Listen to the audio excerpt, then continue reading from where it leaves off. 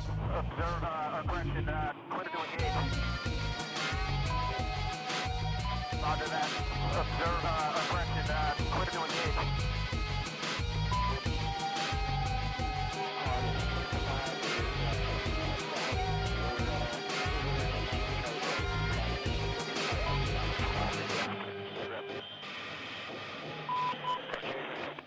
Clear to engage the mover to the north. Fire.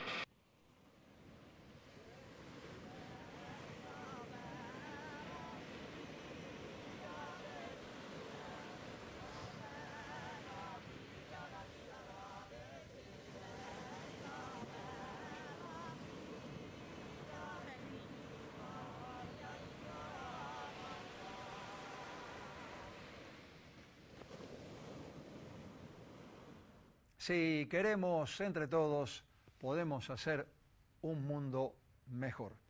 Cada vez más, cada quien cuida su quintita y nos olvidamos de que si la quinta del vecino se inunda o se seca, lo que sea, alguna vez le tocará también a nuestra quinta. Debemos aprender a ser menos egoístas, debemos aprender a ser coherentes con nuestras opiniones y sostenerlas, no decir una cosa y hacer otra. Gracias por estar ahí. Hoy tenemos para ustedes un programa especial. Charlamos con Carlos Gripo, que nació en Durazno, Uruguay, en 1946 y estudió en la Escuela Nacional de Bellas Artes de Montevideo. Al iniciarse en su país, en junio de 1973, la dictadura militar viajó a Argentina, radicándose en Rosario, donde trabajó como diseñador de libros en la editorial Biblioteca Vigil y de telas en Estexa. En 1979 viajó a Europa, estuvo viviendo en varios países para instalarse finalmente en Italia, primero en Florencia, después en las colinas de Lucca y desde hace ya 2 décadas en Venecia, donde vive y trabaja. Estuvo en Rosario el año pasado para presentar su muestra Ordinario Extraordinario en el Centro Cultural Roberto Fontana Rosa, oportunidad que aprovechamos para charlar extensamente con Gripo. Extensa entrevista que van a ver ustedes en el cuento de la buena pipa en pintura inmediatamente, después de los auspiciantes, con el deseo de siempre. ¿De qué lado? Esténse bien. Las siguientes firmas auspician el cuento de la buena pipa en pintura. Artística New Plenty, distribuidora mayorista para artistas y artesanos. Laboratorio Civic, 3 centros de atención a pacientes. Presidente Roca 746, Oroño 33, Ceballos 249. Mucho más que el resultado de un análisis. San Cristóbal Seguros, tu compañía. Ambrosio Gatti. Delfín. Telas de tapicería, cortinería, toldos. Centre Catalá. 113 años con la cultura de Rosario. Calidad académica y compromiso social. Instituto Universitario del Gran Rosario. Promoviendo una cultura universitaria inclusiva. 55 años de Fante. Tecnologías para la producción. Interfaz. Soluciones gráficas. Diseño e impresiones en pequeño y gran formato. España 1666. Casi esquina Pellegrini. Teléfono 425-6385. Fonoaudiología. Autoemisiones acústicas. CIR. Consultorios Integrados Rosario, Italia 424, quinto piso, teléfonos 529 0000 0810 3456 247 152 524 345. Norberto Moretti, clases de dibujo y pintura, Salta 2969, departamento 3, teléfono 438-5867. Previnca Salud, llevando salud a tu casa. Teléfono 426-2201. Carlos, el modo de trabajar que estamos viendo en la sala del Centro Cultural Roberto Fontana Rosa, en la sala Schiavoni, ¿es un modo de pintar que venís utilizando desde hace tiempo o fuiste cambiando la manera de pintar, la imagen? Ahora, cambié la manera de pintar porque cambié el lugar de trabajo. Yo, digamos, con continuidad, la pintura la comencé a hacer en Italia. El lugar de trabajo en los primeros tiempos, donde la hacía, era un lugar muy tranquilo, en una zona montañosa y en una zona de pueblos italianos muy chicos, muy tranquilos. El tiempo con que trabajaba era el tiempo medieval, digamos. Yo trabajaba con pinceles de 2 pelos nada más. O sea, todo el tiempo estaba para hacer una pintura casi holandesa, digamos. Cuando empiezo a difundir este tipo de trabajo, hay una buena ocasión de galerías que se interesan.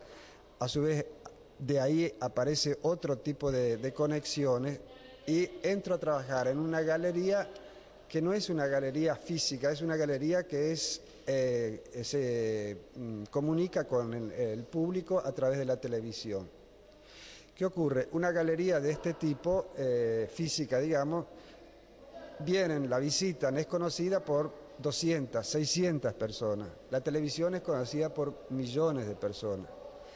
Las dos galerías necesitan el mercado, necesitan vender.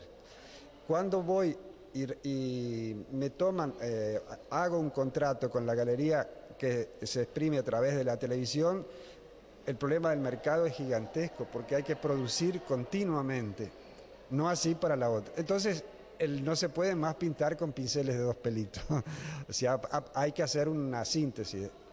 De ahí hay una enorme diferencia y hay un proceso, digamos. Se pueden decir las mismas cosas en ambos casos, la intensidad probablemente es distinta. Pero, ¿y la imagen? Y la imagen también, o sea, viene afuera una nueva imagen, una imagen más gráfica, más plana, menos rica, pero lo que se salva es el concepto. ¿El tema? El tema cambia también, sí, pero repito, el concepto es el que se mantiene. ¿Y el concepto cuál es? ¿Vos adheriste a una corriente en Italia en qué años? O sea, volviendo al ejemplo que decía antes, en la primera época el sujeto de mis cuadros era la problemática del emigrante. Cuando trabajo con esta galería que me exige mucha producción, el concepto ya no es el emigrante que de un continente va en este caso a Italia, sino es el italiano que sale a emigrar, que no tiene el mismo peso. En mi caso, en mi investigación, el italiano que emigra es por vacaciones. O sea, el concepto es totalmente distinto, pero enfocado desde 2 ángulos que coincidían con un poco mi proceso vivencial, seguramente. Ahora, el segundo caso es, digamos, una liviandad, una ligereza de conocimiento, de contacto con cosas que son sumamente ricas, como puede ser otros pueblos, que el turista las aliviana totalmente, por una necesidad de espectáculo sobre todo. O sea, vos adheriste al metropolismo. Sí. O sea, prácticamente formo parte de un grupo donde soy uno de... ¿Todavía funciona como grupo? Relativamente. ¿El metropolismo sigue vigente, digamos? No, pienso que no, o sea, cada uno después siguió su... o sea, nos centramos en un momento en que en Italia en los años 80... tener una marca visible de vestido o llevarla encima en la casa o en el auto, era prácticamente una identidad de muchas cosas. Y había toda una guerra de ese tipo digamos, de identidad. De todos modos, cada uno en ese objetivo hizo su investigación propia, con más o menos profundidad, con más o menos técnicas distintas, en fin.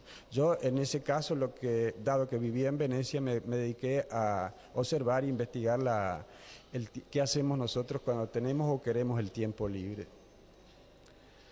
En el caso de Venecia en particular es un material abundantísimo, digamos. Es una ciudad que es visitada por casi 30 millones de personas al año y nada cómo se comportan en un tesoro histórico.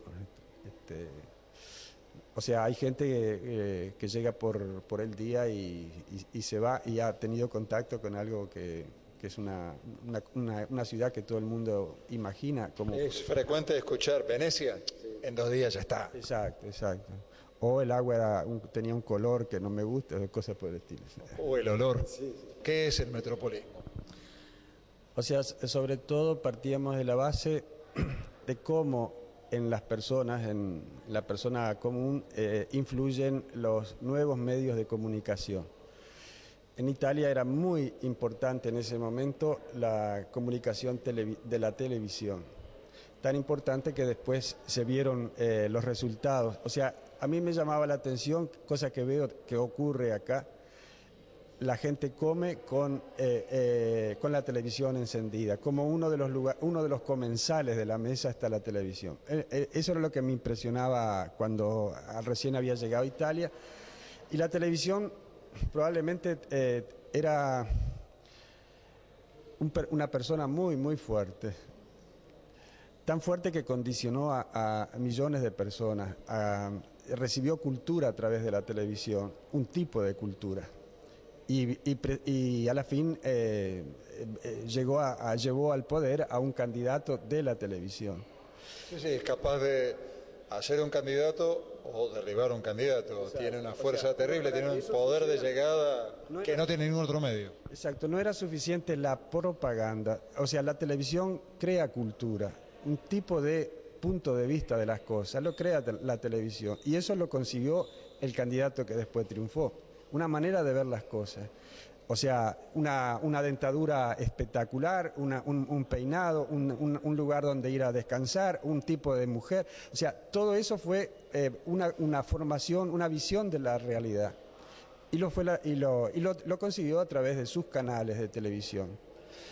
Un crítico que nos presentaba, uno de los mejores que hay en Italia, Bonito Oliva, él hacía síntesis sobre nuestro trabajo que... en Italia había terminado la democracia y ahora se estaba en tiempos de telecracia, que lo sintetiza todo lo que acabo de decir. O sea, no hay más participación de voto, es decir, todo se construye con la televisión y es imprescindible tenerla siempre al lado, una palabra. Eso era un poco la preocupación de los metropolistas. O sea, esa es una de las fuentes, digamos, de comunicación mayores. Después estaban otros, como las marcas, como los celulares, como todo lo que tiene que ver con la informática, etcétera. Usas el tiempo pasado al hablar de eso, no me refiero al movimiento, sino a la vigencia que puede tener. ¿Ya no es así? Yo creo que sigue siendo, ¿sí? Exacto, sí, lo sigue siendo. No, pero no solamente ahí, ¿eh? No, claro, todo esto porque acá el televisor es uno de los comensales, el otro comensal es el celular, a veces puede ser 2 celulares, depende de cuántos hijos tengas. Y repito, como me pasó con la experiencia de la pintura, también uno se expresa como lo piden esos aparatos. Es decir, nadie es capaz de dar una versión de los hechos, digamos, tranquila. Es un poco como la ha recibido a esa noticia. O sea, la gente acá es muy, ¿cómo puedo decir?, muy gráfica cuando quiere transmitir algo, aunque no sea una noticia de la calle, una noticia familiar, gesticula como los modelos que nos dan propiamente esos medios. En fin. Cuando te autopresentaste en la inauguración, dijiste algo que tenía que ver con la manera en que influenciaban los medios o las agencias de turismo, donde te llevan a un lugar como Venecia, por ejemplo, y te dicen que tenés que ver esto y aquello, algo que llevó muchísimo tiempo hacer, conformar la cultura, etcétera, etcétera. La gente lo visita específicamente ateniéndose a esos pocos lugares y seguramente algo de ese tiempo también está dedicado a la comida, que forma parte sin duda de lo que se llevan. ¿A vos te molesta eso? Y también te molesta la forma en que el que va a Italia, específicamente a Venecia, no sé si a otros lugares, también te molestará, trata de trasladar su modo de vida. O sea, no se adecua a lo que se hace, a lo que se come o a cómo se viste. Es capaz de hacer una pileta de natación, una cancha de tenis o una cancha de básquet como si estuviera en su propia casa, en su lugar de origen, Estados Unidos o donde fuese. Yo, por ejemplo, ¿Es así? sí, viviendo en Venecia tengo experiencias mucho más amplias de en relación a esa persona que pasa un par de horas. Esa persona lleva como noticia de la ciudad que, no sé, si ese día había una tormenta muy fuerte, le queda una versión de la ciudad como algo tristísimo, como algo en ruina por esas horas. Y lo dice así. Voy a una pizzería en Venecia y suele decir, la pizza en Italia es horrible. O sea, porque estuvo solo en Venecia y un par de días. O sea, crea una generalidad de una cosa que es casual, digamos, por un lado. Yo, por ejemplo, descubrí que me informé y viviendo allí, supe que, por ejemplo, una de las cosas que Venecia en este momento es conocida en todas partes es por el carnaval, por el uso de las ropas propias del carnaval. Y una de las cosas que supe es que la máscara no se usaba solo en carnaval en Venecia, se usaba todo el año. Y no se usaba, entre otras cosas, por una cuestión de símbolos sociales, que era ocultarse, etcétera, etcétera, sino porque hay un momento del año que la humedad es tan grande, uno suele hablar de la niebla. La niebla como que es una densidad, es más que un vapor, es algo que si uno separa los dedos, separa la niebla. Pero a su vez, cuando uno respira agua, respira gotas milimétricamente pequeñas. ¿Qué sucede? Eso cuando uno respira, pero la cara lo recibe. La máscara funciona como un protectivo. Nosotros algo similar tenemos con la bufanda, por ejemplo. A nadie le llama la atención el uso de la bufanda, pero si yo me pongo una máscara, pero las dos tienen la misma función. Eso al turista no le llega, no lo sabe. O sea, una ciudad que viviendo en un ambiente hostil, como es vivir sobre el agua, en una laguna, etcétera, etcétera, dio respuestas, digamos, a lo largo de los siglos, de cómo se puede en un microclima, en un microambiente, vivir. Ahora, es decir, otra cosa era usar esas máscaras. Las máscaras tienen una arquitectura que es para comer con ellas, con la máscara puesta. Todo eso se le puede decir a una persona que vaya a un cierto lugar a informarse del carnaval y queda sorprendido con una cantidad de pequeñas noticias relevantes, digamos. Pero son parte de una unidad de vida. De eso se escapa la persona. O sea, hay una información que es shock, una información que es espectáculo, y es la que la gente va buscando, porque en su casa las noticias que tiene es a través de la televisión, digamos, o sea, presentadas como espectáculos, banales, pero como espectáculos. Yo, por ejemplo, hablo siempre de experiencias vividas. Los primeros años en Italia los pasé en la Toscana. En el interior profundo, digamos, de la Toscana, y me invitaban a comer, y un día me dijeron que no les daba mucho entusiasmo invitarme porque no era voraz cuando comía. Yo me di cuenta que hay un pasado que los marcó, que cuando hay reuniones, almuerzos por fiestas, sí, la gente está alegre, pero cuando se sirve el plato, la gente no conversa más, se sumerge en el plato. El plato es siempre muy abundante y efectivamente comen con voracidad. ¿Y habrá asociación de platos además? Además, y sabrosísimos, sabores que acá nadie los conoce, pero sobre todo, por ejemplo, todo lo que es la cocina con los hongos, por ejemplo, que eran propios, un producto del lugar. Pero ¿qué pasa? Nosotros estamos acostumbrados a comer con amigos y a charlar. O sea, la mesa no es un lugar solamente para comer y tomar, sino es un lugar de reunión, un punto de pero reunión. en esa región no lo era así. O sea, al momento de comer hay que comer con urgencia porque ha marcado...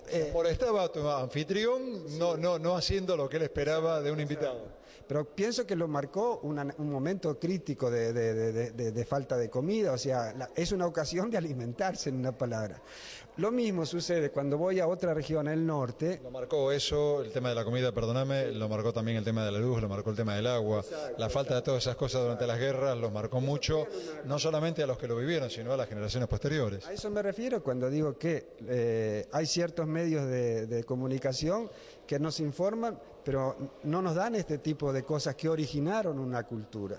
¿Y en Venecia comes mucho? ¿Comes poco? Cuando te invitan, ¿qué haces? Sí, toda la cocina veneciana está ligada también al ambiente acuático, digamos, ¿no? ¿Cómo te va en ese sentido con la humedad respecto de las pinturas? ¿Se te aflojan las telas? ¿Pasa algo? No. ¿Lo proteges de alguna manera? Las casas adentro, independientemente del aspecto externo, son muy bien acondicionadas, digamos. Sí, no, acá también, pero la humedad del río Paraná a veces te puede complicar tener un grabado, tener una obra sobre papel, y también te puede complicar un óleo que se afloje la tela, tener que estirarlo nuevamente, porque es una ciudad muy dama. ¿Allá no pasa nada? No, o sea... No me he encontrado con esa dificultad. ¿Cómo trabajas vos? ¿Qué usas? ¿Tela y qué tipo de materia? Pincel, obviamente, ¿y qué materia? Yo soy alérgico a los solventes de nafta, digamos. Por eso trabajás con acrílico, que son solventes al agua. El resultado es el mismo, hay que trabajar un poco más rápido en la medida que se secan antes que el óleo, nada más. No, pero además te baja rápidamente el tono. Exacto. O sea, al secar cambia... Exacto, sí.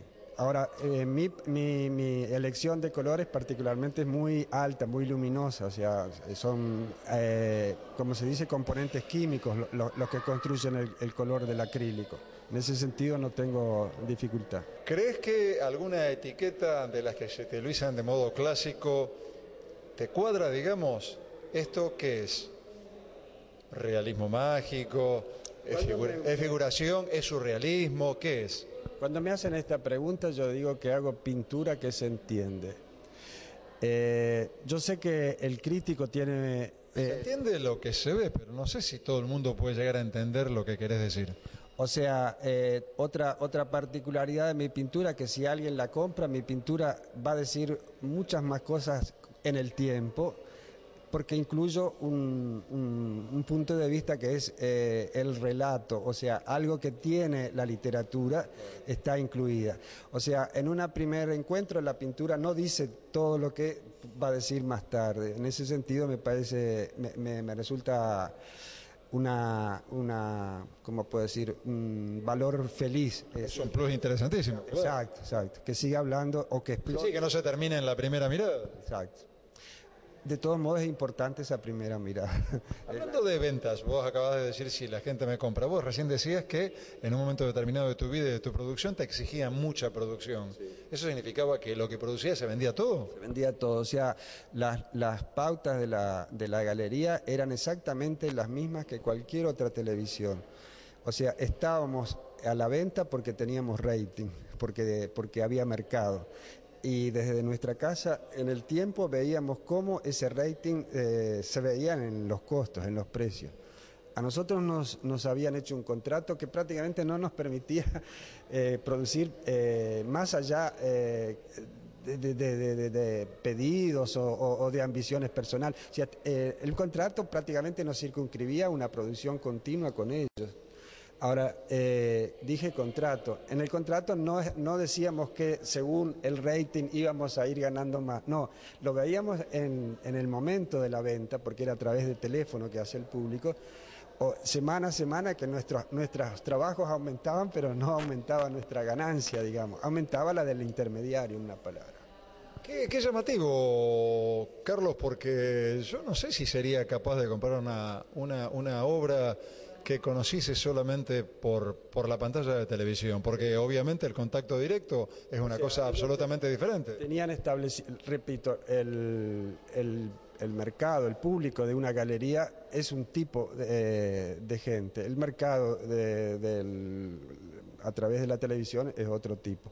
Ellos más o menos tenían, o claramente tenían determinado cuál era el tipo de cliente. Normalmente era un profesional nuevo que necesitaba rápidamente de crearse un entourage o del estudio o de su... Entonces no era gente que tiene tiempo de ir a las galerías o que tiene tiempo de conversar o de hacer relaciones en una galería. Es gente que necesita el objeto, digamos, cuadro, e inmediatamente funcionar en su entorno. Nada más. ¿Vos compararías de ese modo? O sea, no, porque tengo otra visión de las cosas, pero podría juzgar de ese modo si algo es interesante o no. ¿Y ahora cómo es tu modo de comercializar la obra? ¿Tenés también un contrato con una galería? Mis clientes últimos han sido... me gusta hacer exposiciones en lugares muy curiosos. Un lugar curioso, digamos, a nivel global puede ser Rosario. Mi última exposición fue en Beirut. Yo pude vender en Beirut a un cliente que me permitió vivir todo un año, digamos, con una venta relativamente chica. Pero, o sea, trabajo mucho más tiempo sobre los cuadros que lo que hacía antes y, digamos, el precio cambia, la cualidad es mayor, etcétera, etcétera. ¿Y cómo trabajas? ¿La obra nace a partir de la idea primero? Sí, ¿Primero nace a partir de un boceto o de algo que viste y que te sugiere algo? ¿Trabajás con fotografía? ¿Cómo haces? La cosa más difícil es la idea primero, es la que más tiempo lleva. La ejecución es una cosa que lleva poquísimo tiempo. ¿La idea cómo surge?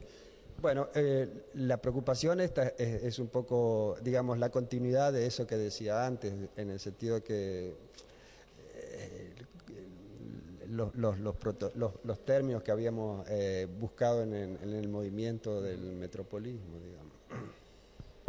¿Partís de una fotografía o tenés una memoria, muy importante?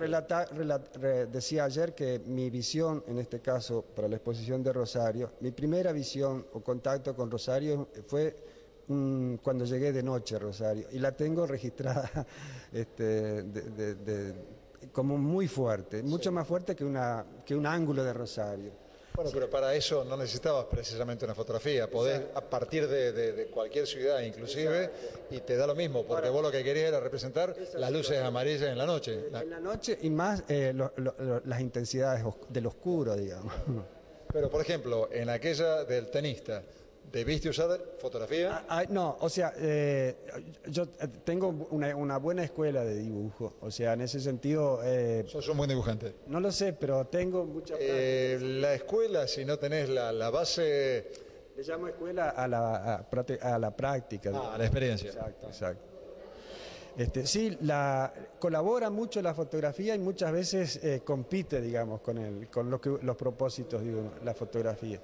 O sea, en este momento acabo de perder una máquina fotográfica y para mí es una especie de libro de notas, digamos. O sea, cosas que después se van a resolver o me sirven de base para propuestas, para ideas.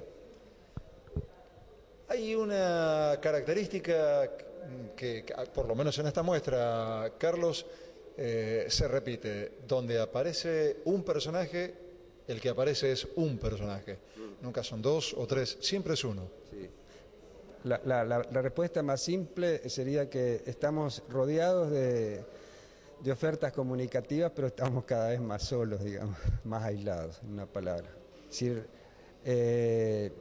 se me han asociado con Hopper, por ejemplo, y me resulta un halago.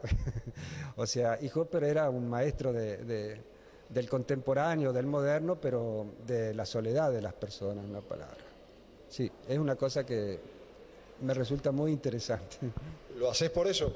O sea, me resulta... Porque también podés poner una pareja. Hopper ha puesto más de un personaje, o casas únicas sin un habitante siquiera, o ni un coche, y también reflejan soledad. Vos podés poner 5 personas y esas 5 personas están completamente aisladas. Exacto. Sí. ¿Por qué pones una solamente? Sí.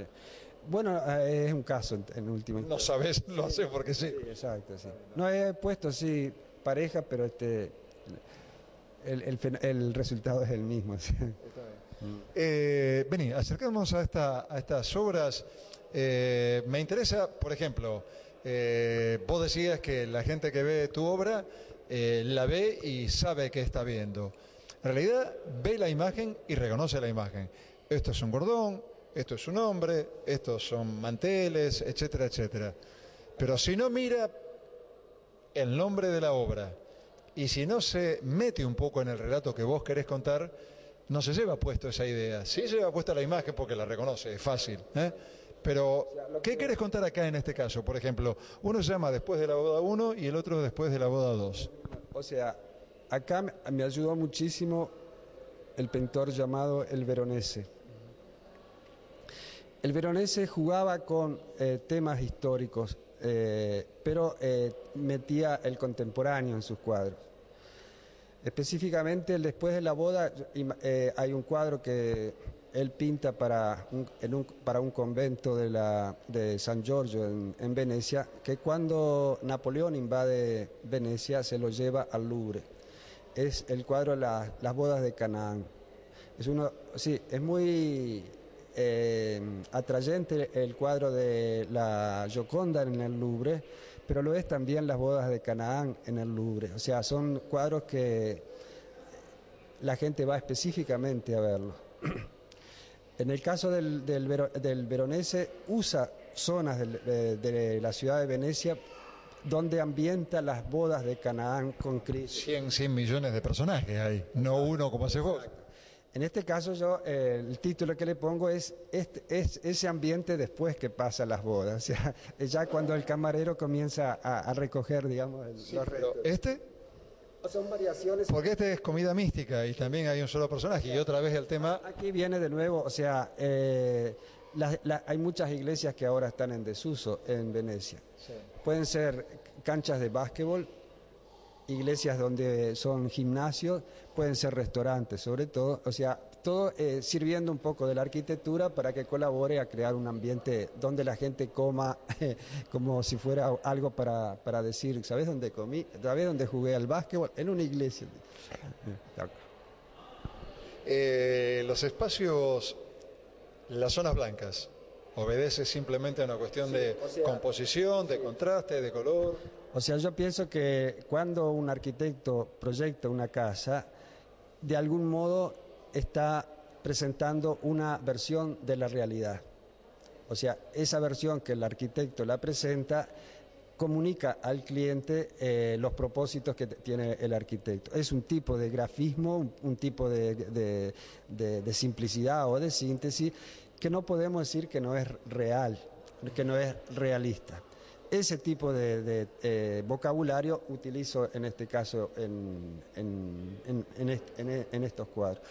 El profesor que me presenta en Rosario es un profesor que ha analizado profundamente esta relación del dibujo del arquitecto o del arquitectónico, del cual me sirvo para hablar un poco de la problemática que decíamos antes. Sí, el personaje está solitario, comunica, digamos, una realidad con otra, etcétera, etcétera. Este cuadro está dedicado a Rosario, se llama Agua Mirra, trilogía, Tierra Oro, la de arriba y la del medio, perdón, y Aire Incienso, la superior. ¿Cómo surgió esta idea? ¿Cuándo? ¿Antes? ¿En el recuerdo? Cuando estuviste recientemente en Montevideo. Claro, o sea... Sabiendo que venías acá a exponer. Sabiendo que venía acá, jugando recuerdo y presente, digamos. O sea, sí, hay todo un Rosario que se mueve alrededor del río, y veo que el río en muchos casos es un tema retórico, es un tema novedoso.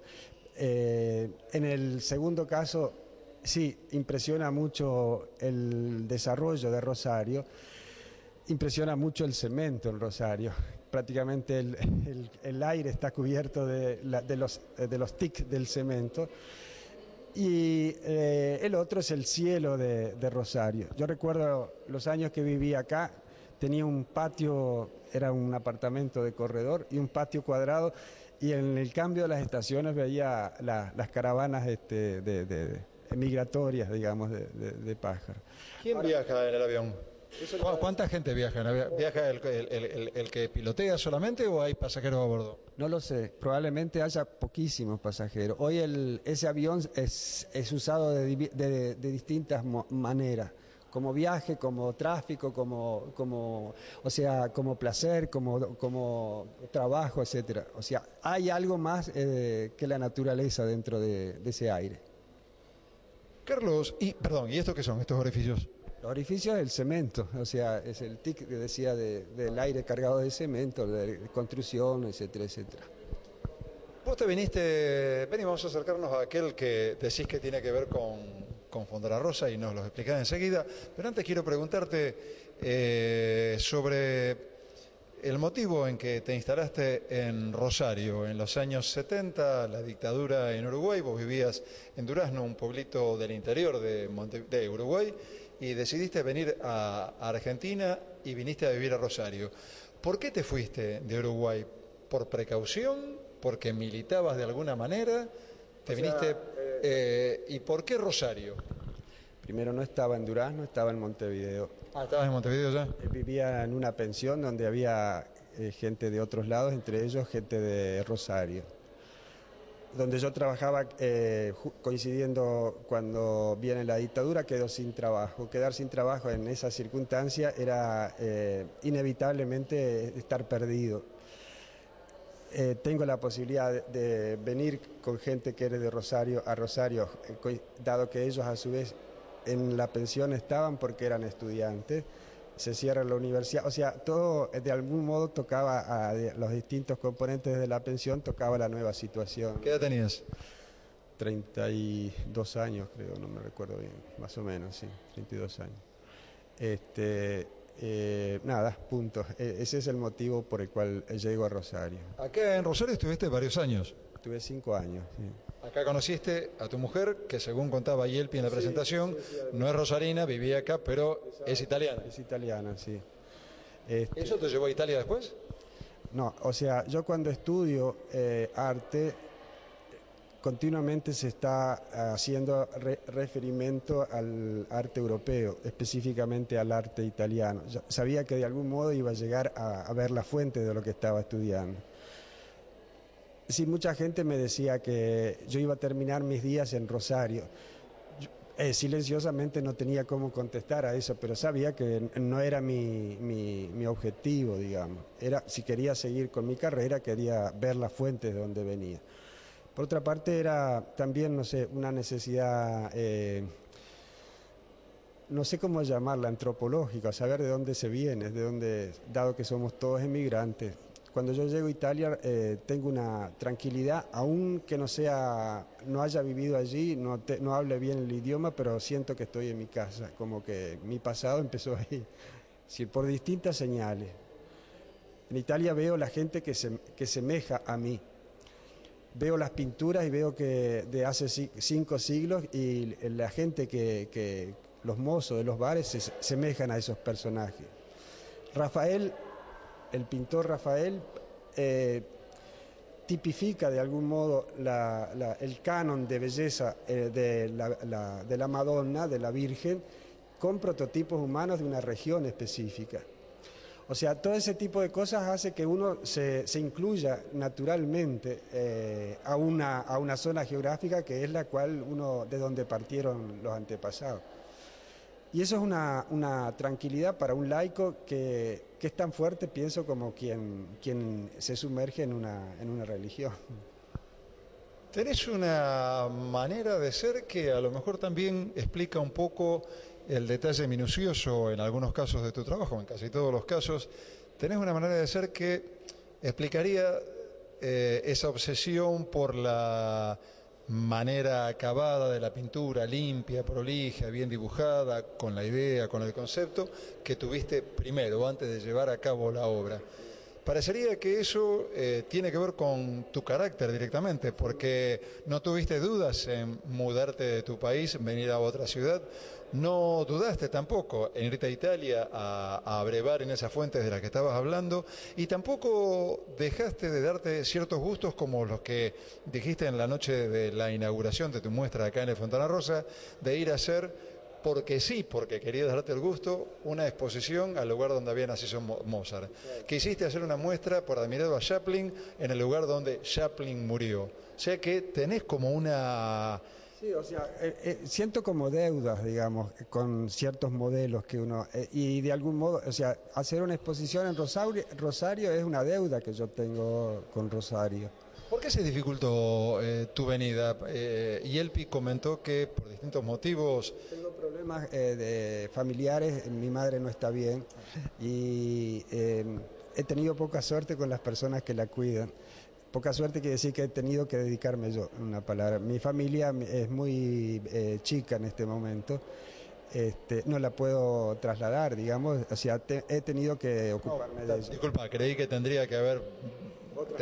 sí, creí que la motivación pudo haber sido problema de traer la obra o problemas allá, contratos, galerías o lo que sea, tu mujer, no sé. No, la particularidad que atender a una persona con la salud como está ella equivale a las 24 horas del día. Que de golpe me siento que tengo una prisión, o sea, no puedo hacer más lo que he hecho hasta ahora. Es una, ¿cómo puedo decir?, una especie de reto de provocación, es decir, aún así poder trabajar. Ella termina su día, va a la cama y yo voy a trabajar, digamos. O sea, fue toda una dificultad enorme poder hacer esta exposición en ese sentido. O sea, te habituaste a trabajar en la tranquilidad de la Toscana. Sí. Te habituaste a trabajar con esa cantidad de gente que pasa diariamente, que va cambiando todos los días en Venecia, y te has adecuado a esta circunstancia que te toca vivir ahora y seguís trabajando. O sea, te adaptás fácilmente. No sé si fácil. Pero te adaptás. Trato, sí. Eso es una meta, digamos. Decíamos antes, esta obra tiene que ver con Fontana Rosa. Contanos por qué. O sea, sabiendo que iba a exponer acá en Rosario, una de las cosas que me impresionó cuando conocí Rosario era la presencia muy clara de las colonias que componen Rosario, de las procedencias de los inmigrantes. Y nada, el cuadro es un supuesto momento de partida de gente en el año 1500. Hoy diríamos el check-in, digamos, el tipo de gente que partía, que me lo permite el grafismo de la historieta, o sea, que lo tenía un poco Fontana Rosa, o sea, la caricatura de los personajes. Hay un momento de colores muy fuertes, muy vivos, y otro momento que simula la piedra, el bajo relieve. El que parte y el que llega o el que permanece pasa a ser este personaje de la piedra, de la retórica, etcétera, etcétera. Sí, eso es el castigo del tiempo sobre el material, una palabra. O sea, los orificios son el tiempo que transcurrió. Y la gente, Carlos, cuando viene a ver tu muestra, no digo esta en otra parte, cuando ve tus muestras, se te arrima y te dice, la entiende, la comprende fácilmente, necesita una ayuda, una explicación, solamente se quedan con lo exterior, se llevan puesto lo que vos querés. Yo tengo muchas amistades surgidas en las exposiciones, digamos, y es en cierto sentido es un orgullo. Tengo mucha suerte con los psicólogos, por ejemplo, porque, no sé, les da mucho elemento. Pero repito, probablemente el integrar en el trabajo la componente del relato de las cosas hace que inevitablemente se cree el contacto o la relación durante mucho tiempo con las personas.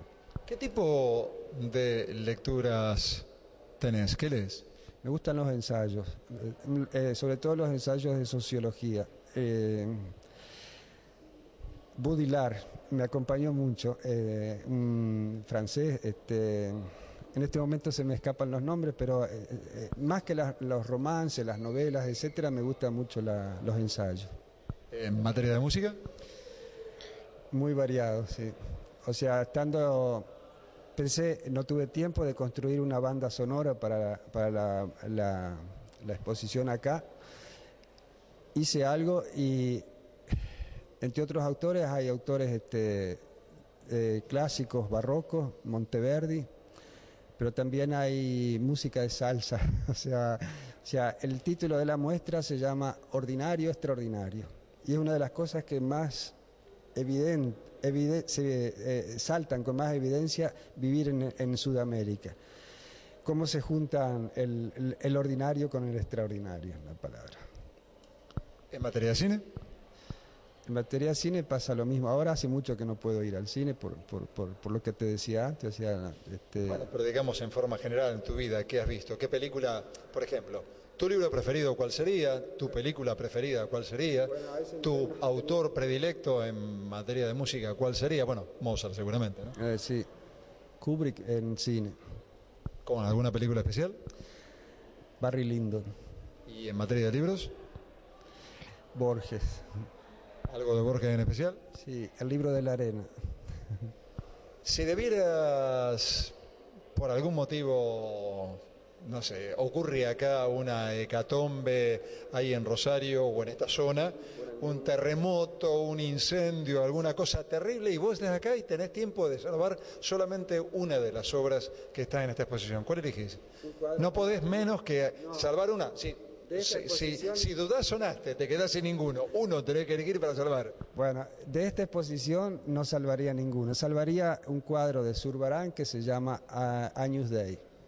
Es un cuadro que tiene el tamaño de esto, es un cordero maniatado. Claro, pero no, yo no digo de Zurbarán, no está Zurbarán exponiendo acá, se incendia acá. Lo que pasa es que así como tengo ídolos en música, en cine, etcétera, también lo tenés en pintura. En pintura. Y tengo la reproducción del cuadro de Zurbarán conmigo, o sea que es una cosa que... Queda claro, sería la obra que te gustaría tener con vos. ¿Serías capaz de tener una obra en tu casa, una obra tan importante, o sos tan generoso como para decir, no, yo no puedo tener egoístamente esa obra para mí, que esté en el museo donde corresponde? Hace un par de años se hablaba que terminaba el mundo, yo decidí que esa obra era la única que salvaba en toda la historia del arte. Volvamos a la hecatombe acá. Si quiero, le doy la dirección donde pueden ir a verla para más datos en el Museo del Prado, o sea que... Vuelvo a la hecatombe. ¿Qué hacemos? ¿Qué salvás? Bueno, no sé... Tenés dos adelante, América y Europa, incluílos, ¿no? Bueno, está perfecto, América y Europa. ¿Eso? Sí, está bien. Buenísimo, pero esos son dos. Y el símbolo de... Sonaste, se quemó todo. Una obra, o el símbolo, o América, o Europa. El símbolo, entonces. El símbolo. Sí. Contanos por qué. Vení, vamos a remar al símbolo. Contanos por qué. Porque es una síntesis dicha en palabras, prácticamente de lo que creo que es el arte y de lo que creo que es la construcción humana en este momento. El arte tiene como rol, como función, el ayudarnos a entender las cosas. Basta. No nos dice cómo tienen que ser las cosas, nos ayuda a entenderlas, a comprenderlas. Esa es la función del arte. O sea, con eso creo que salvo todo el arte en general. Para ser práctico, para realizar, usamos la ciencia. Una metodología con cosas y leyes precisas. ¿La pintura es un trabajo solitario, Carlos? ¿Tenés amigos en el arte? Sí. Sí, pero sí, me dijiste a la primera parte solitaria, el trabajo solitario, el trabajo... En mi estudio no entra nadie. O sea, es un trabajo solitario. Sé que hay pintores que trabajan muy bien rodeados de gente, haciendo intercambio social. Yo no podría, o sea, es sí un momento muy personal. ¿Y en cuanto a la amistad con otros artistas? ¿Se da? ¿Puede haber recelo, resentimiento, envidia? ¿O hay fraternidad? ¿O es como cualquier relación humana? Cada país es distinto. Cada país es distinto. Donde la cuestión mercado es muy presente, hay mucha rivalidad. Pero en el caso, yo he trabajado muchos años en Suiza y en Holanda, y no he sentido en ninguno de esos países rivalidad. O sea, en Italia sí se siente. ¿Por qué? Porque está todo montado en función de la rivalidad y del mercado, de la carrera, de ese tipo de cosas. ¿Y cómo estás ubicado en el mercado de arte o en el ranking del arte? No lo sigo. ¿No lo sabes? No lo sé y no me interesa en este momento, no puedo. Puede haber algo que te lo señale, el comentario de un crítico importante, una nota en un diario importante, una entrevista en un espacio importante, la venta. O sea, me consta que no tengo un precio, digamos, de los años que hace que estoy trabajando, de la gente que ha opinado sobre mi trabajo, pero no tengo tiempo de dedicarme a este tipo de parte de mi trabajo. ¿No te importa? En el momento de comer tiene que importar, o sea, pero repito, hay obras que me interesaría que una persona por tales características la tuviera, independientemente de que no la pudiera pagar, por ejemplo. O sea, en ese sentido le doy relativamente importancia al valor. O sea, si viene alguien y te dice que al costo, no al valor, sí. Son dos cosas distintas. Sí, sí. Sí, ¿no? Sí, claro, sí. Si viene alguien y te dice, me encanta ese cuadro, Gripo, ¿cuánto cuesta? No sé, $10.000. Tengo 100.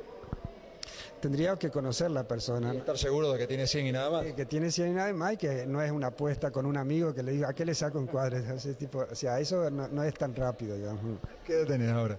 68 años. ¿Le tenés miedo a la muerte, Gripo? No, pienso que no. Lo mencionaste tú. He hecho cosas que me he elegido hacer. Me han gustado hacerlas. Bueno, pero la muerte no la elegís. A menos que te suicide, claro. Claro. Pero no hay planes de eso, ¿no? No, sé que viene y sucederá, pero no hago nada en especial para... Que no venga con apuro. Que no venga, sí. ¿Qué tipo? Voy porque sé que el médico me encuentran siempre algo. ¿Sí? Inevitablemente, ¿eh? Sí. Inevitablemente. Sí. Ya desde cuando son estudiantes he visto que tienen la premisa de que todos somos enfermos, o sea, porque ya aseguran un mercado inevitable. Cuando caíste con la primera pastilla que te dieron, terminás con 7 pastillas para el desayuno, 4 pastillas para el almuerzo, etcétera, etcétera. Mejor no ir. Sí, eso es... A menos que sea inevitable, por supuesto, en cuyo caso sí hay que ir, ¿no? Lo aprendí en Italia, eso, que, digamos, sin la pastilla podemos vivir hasta los 40 años. Cuando viene la pastilla es algo que el cuerpo no generó y empieza a ser una defensa artificial. Entonces se divorcia la cabeza del cuerpo y vienen todas las neurosis, hasta que la persona no entiende más nada, ni de sí ni de nada. O sea, hay una edad biológica que dialogan las dos partes, mente y cuerpo. Cuando, repito, uno deja de generar las defensas, vienen las pastillas, empieza el divorcio y la locura, en una palabra. En la Argentina, cuando hablamos de la pastilla, decimos la pastilla, nos referimos últimamente, en los últimos años, en general al Viagra, ¿no? Que también ha sido una pastilla bienvenida. Sí, cumple funciones de sustituir una energía que falta, nada más. ¿Cómo quisiera ser recordado? ¿Buen tipo? ¿Buen artista? Bueno, no sé, nunca me la hice la pregunta. O sea, la están haciendo ahora, yo te hago la pregunta. ¿Cómo querés ser recordado? ¿Como un buen tipo? O sea, no tengo una respuesta, no lo sé. Como que todavía hay cosas para hacer y no me, ¿cómo se dice? No me construyo una memoria, una retórica, no. Absolutamente no. Yo la experiencia que dije antes, que cuando llegué a Italia me di cuenta que era parte de una caravana eterna, una cosa así, y ese lugar me está bien. El problema es ese, cuando una cultura se quiebra, se rompe, se destruye, aparece toda una cantidad de faltas de unidad o de armonía, pero estando en Italia estoy tranquilo. Si debieras hacer una autobiografía, una breve autobiografía, ¿qué cosas dice Carlos Gripo de Carlos Gripo? ¿Qué no podés dejar de decir de vos mismo? ¿Qué momentos marcás en esta breve autobiografía? Yo no entiendo, yo nací en el interior y sin embargo no puedo vivir lejos del mar, lejos del agua. O sea, como biografía digo que hay un conflicto de geografía, o sea, conseguí vivir porque es una cosa, pero es raro eso. O sea, en Italia descubrí la montaña Y hay gente que no puede vivir sin la montaña y no le importa nada el mar, por ejemplo, ¿no? O sea, son dos elementos gigantes que tienen de algún modo que estar acompañando el crecimiento o el proceso de vida de una persona. Y nada, pienso que las geografías se construyen de ese modo, o sea, cerca inevitablemente de la geografía. ¿El hombre puede vivir sin arte? Pienso que no, aunque no sepa que